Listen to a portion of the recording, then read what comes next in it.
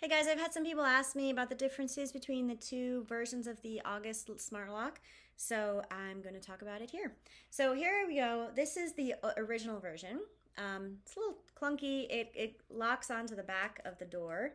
So you've got lock, door, and then this goes onto the back, and it moves the deadbolt on its own. The newer version is, whoops, this way. Here we go. Significantly smaller, not as much of an eyesore, just sleeker, smoother design. Also, the big difference between these two is this one is Wi-Fi enabled. So out of the box, you can set it up to be able to be managed remotely. This one is not, so you have to buy a separate piece of hardware, the August Connect, and plug it into an outlet nearby in order to make this one Wi-Fi compatible. So when they came out with this model, I was all really excited because I'm like, one less piece of hardware to fail, and I got this for like all my properties. The problem with this one is it chews through batteries like there is no tomorrow. I was having to replace batteries every week, every other week on every single property where I had this installed. Also, with both of them, you have to have app access unless you have the smart keypad. If you install the smart keypad on the house near the door, then you can set it up so that guests can have codes, and they won't need to actually have a phone to access the door. But normally by default, if you're just using one of the smart locks, you're going to have they're going to have app access. They don't have to have ownership access. You can give them guest access.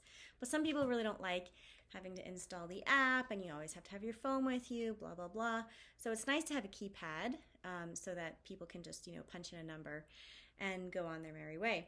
So for me, because I've used both of these pretty extensively, if you're personally, I'd prefer Schlage, but there are some situations where you can't use Schlage, usually when you can't change out the key style. That's the really nice thing about August Lock, is it keeps the original key and keyhole on the front. So if you're in a situation, building management maybe is not letting you change the lock or something like that, you're going to have to go with August. I've used both of them. This looks a lot prettier, the second model, the newer model. But honestly, I would recommend this one because the battery life was way, way better. And if the locks die in a smart lock, or if the batteries die in a smart lock, it's not a very useful smart lock because it's not working anyway. So the batteries last a lot longer, and it just seemed a lot less buggy, honestly.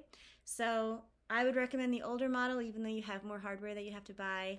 It's a little bit clunkier, but it's a lot reliable, and you're going to save a lot of money in batteries as well.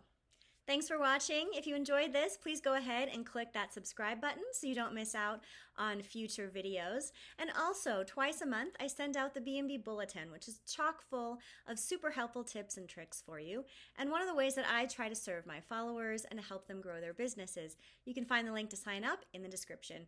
Happy hosting!